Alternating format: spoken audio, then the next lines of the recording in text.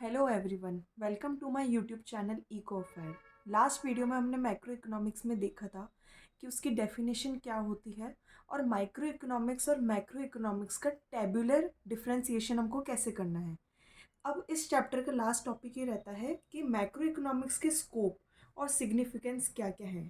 Usually बच्चे इन दोनों को कोरिलेट कर लेते हैं, लेकिन ये आपस में दो अलग अलग टॉपिक्स हैं।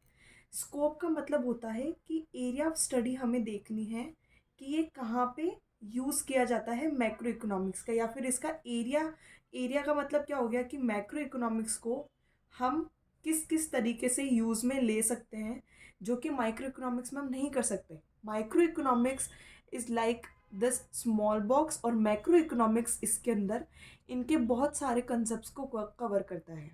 तो माइक्रो इकोनॉमिक्स इज़ कि हम एक सिंगल इंडस्ट्री को पढ़ रहे हैं, वहीं पर हम मैक्रो इकोनॉमिक्स में इतने एन नंबर ऑफ इंडस्ट्रीज़ को पढ़ते हैं at the level of country as a whole. वहीं पर अगर हम सिग्निफिकेंस की बात करें तो सिग्निफिकेंस का मतलब होता है कि मैक्रो इकोनॉमिक्स की पढ़ने का हमें इम्पोर्टेंस क्या है। कुछ तो आउटपुट होगा, कुछ तो बेनिफिशियल होगा कि हम मैक्रो इकोनॉमिक्स को इतना डिटेल्ड वे में पढ़ते हैं। तो वो आज की वीडियो में हम लोग कवर करेंगे। तो first of all, starting from the scope. Scope के अंदर फर्स्ट पॉइंट आता है estimation of national income and related aggregates. तो पहले भी मैंने आपको बताया था, अगर हम मैक्रो इकोनॉमिक लेवल की बात करते हैं तो वहाँ पे हम सारे पॉपुलेशन के पर्सपेक्टिव से बात करते हैं। जहाँ पे सारी पॉपुलेशन आ गई तो हमें उनकी इनकम देखनी पड़ेगी कि वो एक फिस्कल ईयर में या फिर एक फाइनेंशियल ईयर में कितना कमा रहे हैं। ये कैसे हमको पता लगेगा? ये नेशनल इनकम के थ्रू पता लगेगा कि एक फाइनेंशियल ईयर में सारे normal residents of the country की इनकम क्या आती है, वो नेशनल इनकम कहलाएगी, जिसको हम जीडीपी कैलकुलेशन भी कहते हैं, ग्रॉस डोमेस्टिक प्रोडक्शन, कि कितनी टोटल इनकम हमारा normal resident of the country earn करते हैं। तो वो सारा एस्टिमेशन हमारा आता है नेशनल इनकम के अंदर, जिसको हम जीडीपी या फिर एनडीपी भी बोलते हैं, नेट डोमेस्टिक प्रोडक्ट, और ये रहता है ग्रॉस डोमेस्टिक प्रोडक्ट। इसका डिटेल्ड एक्सप्लेनेशन आपके अगले मतलब 2-3 चैप्टर्स के बाद में आएगा। उसके बाद में आता है कि थ्योरी ऑफ एम्प्लॉयमेंट।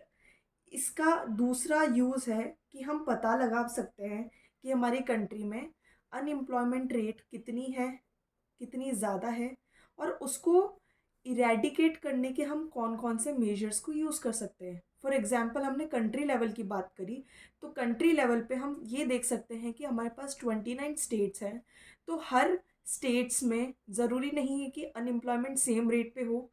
अगर हम राजस्थान की बात करें, गोवा की बात करें, यूपी की बात करें, और एक कर्नाटका की बात करते हैं, तो अगर हम इंडेक्स की बात करते हैं कि कहाँ पर हमारा पॉपुलेशन अच्छे से काम कर रहा है या फिर रिसोर्सेज अच्छी तरीके से यूटिलाइज हो रहे हैं, उस बेसिस पे हमें पता लगता है कि अनएम्प्लॉयमेंट रेट कहाँ की ज़्यादा है, कहाँ की कम है। एज कंपेरेटिवली राजस्थान और यूपी के गोवा और कर्नाटका की कंडीशन ज़्यादा बेटर है। तो हमें ये पता लगता है कि इन दो स्टेट्स के अंदर हमारी अनएम्प्लॉयमेंट रेट बहुत कम होगी, और राजस्थान और यूपी में हमारी अनएम्प्लॉयमेंट रेट ज़्यादा होगी। तो फिर जो हमारी सेंट्रल गवर्नमेंट रहती है उस अकॉर्डिंग सारी पॉलिसीज़ को अरेंज करती है, फॉर्मुलेट करती है, ताकि हमारी अनएम्प्लॉयमेंट रेट को डिक्रीज़ करा जा सके। किस मेथड से हमें एम्प्लॉयमेंट इंक्रीज़ करनी है, तो वो सारे पॉसिबल रेमेडीज़, उनकी पूरी टीम, जितना भी बैकअप टीम रहती है, सेंट्रल गवर्नमेंट के सजेशंस रहते हैं, नीति आयोग की पॉलिसीज़ रहती है, फिर वो मिलके डिसीजन लेते हैं कि हमें एम्प्लॉयमेंट कैसे इंक्रीज़ करनी है। तो ये केवल नेशनल लेवल पे हो सकता है, इसलिए हमें मैक्रो इकोनॉमिक्स पढ़नी पड़ती है। थर्ड पॉइंट हमारा आता है theory of money. Theory of money की जहाँ बात आ जाती है, वो पॉइंट आ जाता है क्रेडिट क्रिएशन। क्रेडिट क्रिएशन मतलब कि हमारा मनी कितना सप्लाई में आ रहा है through commercial banks. Apex bank जो होती है, यानी कि बैंक की भी बैंक, जो कमर्शियल बैंक्स रहती हैं हमारी कंट्री के अंदर, उनको रेगुलेट करने वाला भी तो कोई होगा। अब जैसे आपकी फैमिली मेम्बर्स में आपके दादा आरबीआई हैं, और बाकी उनके जो 3 बेटे हैं वो कमर्शियल बैंक्स हैं। तो कमर्शियल बैंक्स इंडिपेंडेंटली अपना काम कर सकते हैं, लेकिन कहीं ना कहीं उनके ऊपर कुछ तो रिस्ट्रिक्शंस रही होंगी। तो वो किसके अकॉर्डिंग चलते हैं? आरबीआई के अकॉर्डिंग चलते हैं। आरबीआई एपेक्स बैंक हमने इसलिए रखा है ताकि कोई भी कमर्शियल बैंक ज़्यादा किसी का फ़ायदा ना उठा सके और मनी एक्यूरेटली सर्कुलेशन में बनती रहे। तो यहाँ पे हमें थ्योरी ऑफ मनी पढ़ने का भी यहाँ पे स्कोप रहता है कि कैसे central bank of the country जैसे कि आरबीआई है वो सप्लाई ऑफ मनी को रेगुलेट करती है in the economy. Fourth point आता है हमारा theory of general price level, यानी कि इन्फ्लेशनरी एंड डिफ्लेशनरी गैप। जहाँ पे प्राइस लेवल की बात आ गई, मानिए कि ये आपका एक ग्राफ है, यहाँ पर प्राइस लेवल है या फिर यहाँ पे क्वांटिटी परचेज्ड है। तो जब आपकी क्वांटिटी कम रहेगी, आप ज़्यादा प्रोडक्ट परचेस करेंगे, जब आपकी प्राइस ज़्यादा रहेगी तो आप कम क्वांटिटी परचेस करेंगे। इसका मतलब क्या है? प्राइस में और क्वांटिटी परचेज में एक इन्वर्स रिलेशनशिप रहता है। तो अगर हमारी प्राइस बहुत ज़्यादा इंक्रीज हो रही है तो वहाँ पे हमारी कंडीशन बन जाती है इन्फ्लेशन की।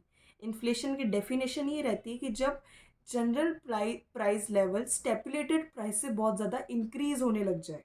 दूसरी चीज़ आती है हमारा डिफ्लेशनरी गैप, जहाँ पे हमारी जनरल प्राइस लेवल बहुत ज़्यादा लो हो जाए कि बहुत ही सस्ते दामों में प्रोडक्ट बिक रहे, तो यहाँ पर प्रोड्यूसर को बहुत नुकसान होगा और इस पॉइंट ऑफ व्यू इन्फ्लेशन के पॉइंट ऑफ व्यू से कंज्यूमर को बहुत ज़्यादा नुकसान होगा।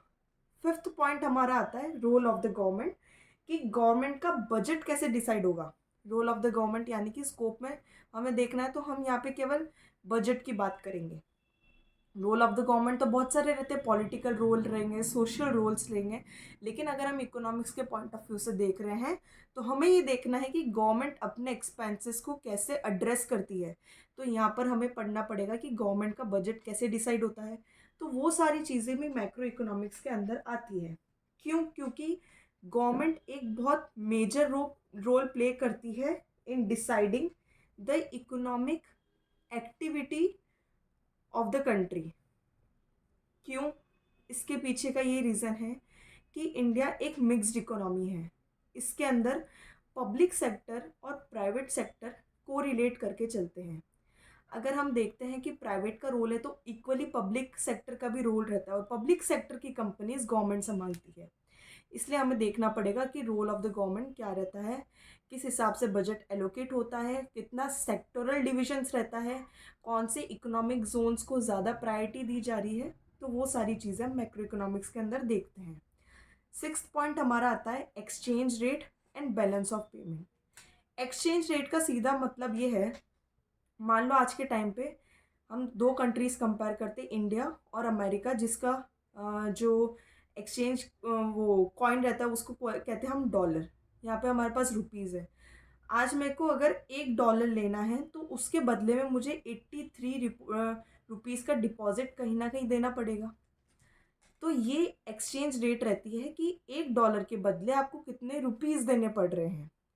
अब यहाँ बात आती है, मान लीजिए कि $1 अभी 83 का है और अगर वही $1 आके 75 का हो जाए और $1 आके आपका 90 हो जाए, तो इसके कंपैरेटिव में अगर हम इस चीज़ को देखते हैं तो हमारी जो $1 के बदले में पहले 83 रुपीज़ का मिल रहा था, अब हमें वो कम प्राइस पे मिल रहा है।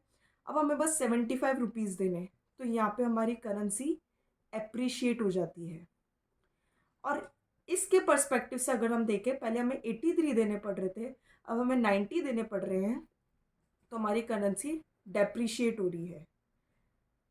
बेस्ट पॉसिबल हर कंट्री ये ट्राई करती है कि एक्सचेंज रेट को डॉलर के इक्वल करा जाए। इक्विलिब्रियम पोजीशन तब रहेगा जब $1 इक्वल्स टू 1 रुपीज़ हो जाएगा, पर अभी वो सिचुएशन नहीं है। तो इस तरीके से एक्सचेंज रेट डिटरमाइन की जाती है। अभी के कंपैरेटिवली में अगर हमें कम प्राइस देनी पड़े, कम रुपए देने पड़े $1 लेने के लिए, तो हमारी करेंसी एप्रिशिएट होती है। और अगर हमें ज़्यादा पैसे देने पड़ रहे हैं आज के टाइम के कंपैरिजन में, तो हमारी करेंसी डेप्रिशिएट होती है, यानी कि $1 की वैल्यू हमारी दिन पे दिन गिरती जा रही है। तो एक्सचेंज रेट डिटर्मिनेशन का काम भी मैक्रो इकोनॉमिक्स करेगा, क्यों? क्योंकि इसके अंदर केवल एक कंट्री इन्वॉल्व नहीं रहती है, पर सारी वर्ल्ड इकोनॉमिक्स को हमें कंपेयर करना पड़ता है कि किसकी स्ट्रॉन्गर करेंसी है, किसकी वीकर करेंसी है। उसके बाद में हम डिसाइड करते हैं कि हमारा बैलेंस ऑफ पेमेंट क्या रहेगा। बैलेंस ऑफ पेमेंट सीधा सट ये रहता है कि आपका करेंसी कितनी बार एक्सचेंज में आ रहा है, आपके पास कितने इनटेक है फॉरेन एक्सचेंज के और कितना आउटफ्लो मतलब इनफ्लो है फॉरेन एक्सचेंज का और एक आउटफ्लो है फॉरेन एक्सचेंज का। तो ये भी हम माइक्रो इकोनॉमिक्स पर एड्रेस नहीं कर सकते हैं, क्योंकि माइक्रो इकोनॉमिक्स में आप एक सिंगल इंडस्ट्री पढ़ते हो, वो भी बस प्रोड्यूसर और कंज्यूमर के पॉइंट ऑफ व्यू से। पर यहाँ पर अभी हमने जितने भी स्कोप्स को रीड आउट करा है वो सारे मैक्रो इकोनॉमिक लेवल पे एड्रेस होंगे। क्यों? क्योंकि कहीं ना कहीं सेंट्रल रोल जो रहता है वो गवर्नमेंट का भी रहता है, हमारे आरबीआई का भी रहता है, और बहुत सारे इंस्टीट्यूशंस हैं जो माइक्रो लेवल पे काम नहीं कर सकते इन सब के डिटर्मिनेशन में।